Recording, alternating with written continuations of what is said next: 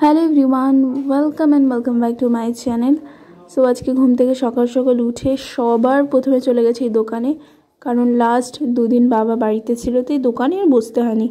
But যেদিন বাবা বাড়ি না থাকে সেদিন আমার যে কী জ্বালাতন সৃষ্টি হয় যে কি বলবো। আর একে তো ভাইরা কেউ বাড়ি নেই, তার উপরে বাবা বাড়ি থাকে না, তো সেই সকাল 7টা দিয়ে দোকানের সারাটা দিন বসতে হয়।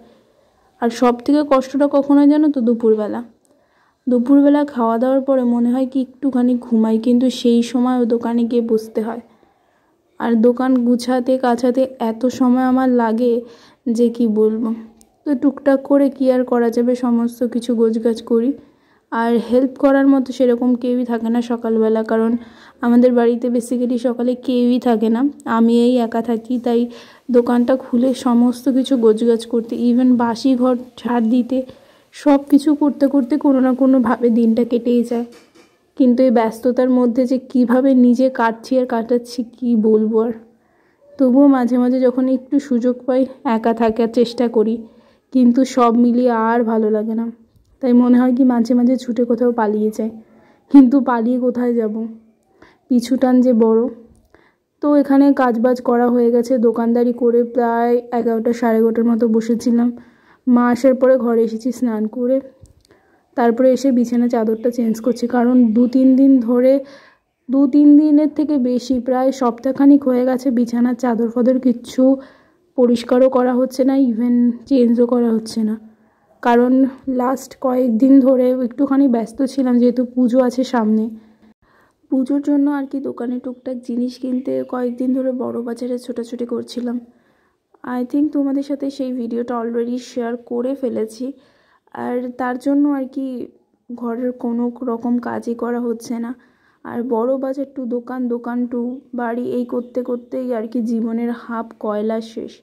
আর এইদিকে আমাদের বাড়িতে একটা শুভশ্রী বলে মেয়ে আসতো, ও আসে না এখন, কারণ ও দিনার দিন শয়তান হয়ে যাচ্ছে। কেন জানি না, হয়তো বিয়ে থা দেবে ওর বাড়ি থেকে, তার জন্য।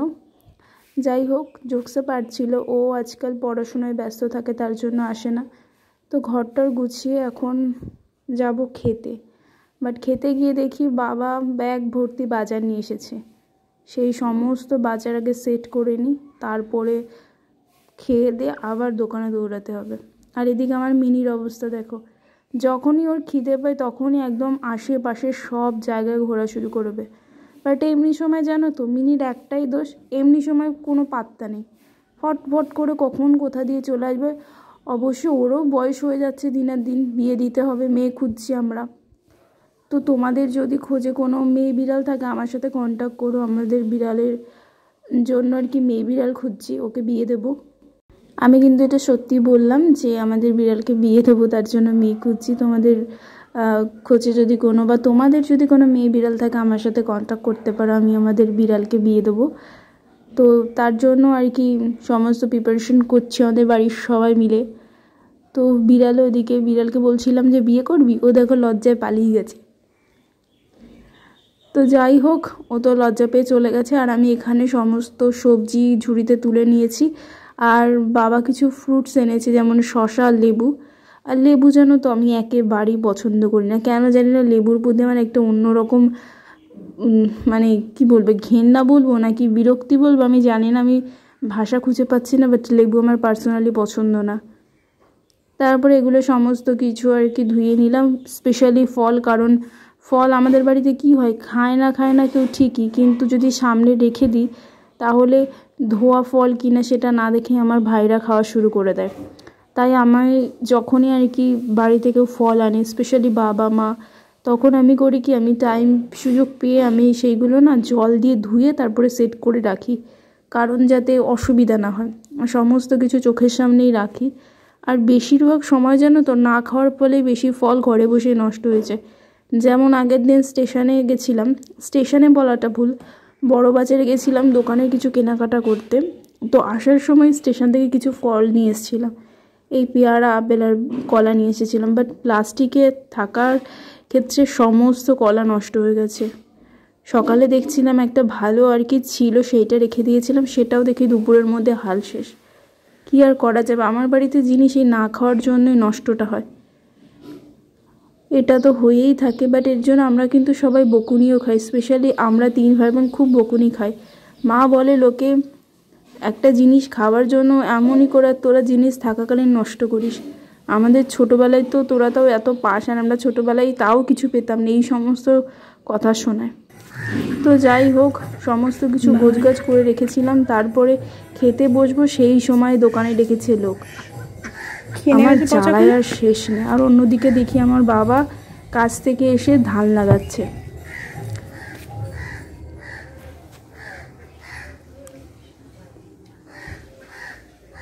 তুমি ওখানে নামছো কেন? হ্যাঁ, খাইয়ে কাম বলছে 2 আটা দিয়েছে না, তারপর স্নান করবো। বলছিলাম যে স্নান করে খেয়ে নাও, তারপর আগেই গেল, বলে স্নান করার আগে আনো। সে তো ওইখানে নোংরা তুলছে। কোথায় নোংরা তুলছে? বীজ আনতে গেছে তো, ধানের বীজ লাগাবে তো, আনতে গেছে। আর ওইখানে নোংরা পরিষ্কার করে, তাহলে এখন করছে, আগে গেছে তাই।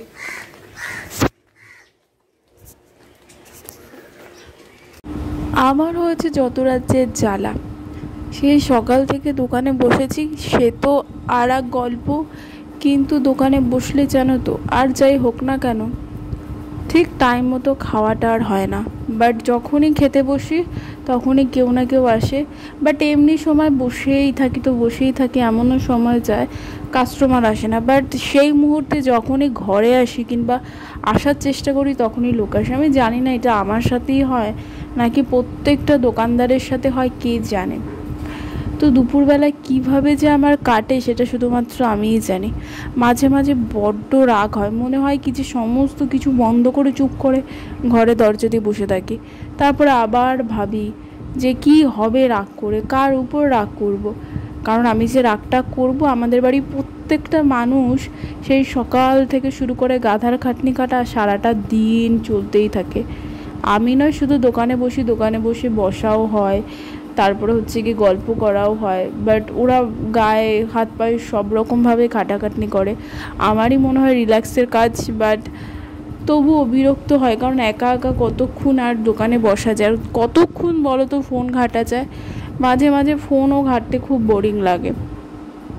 আর আজকাল জানো তো, ফোন তো সেরকম কিছুই ঘাঁটি না, বাট যদি ভিডিও করি হয় সেটার এডিটিং করি, কিংবা টুকটাক সারাদিন যা করি সেইটার তো ফোনে স্পেস থাকে।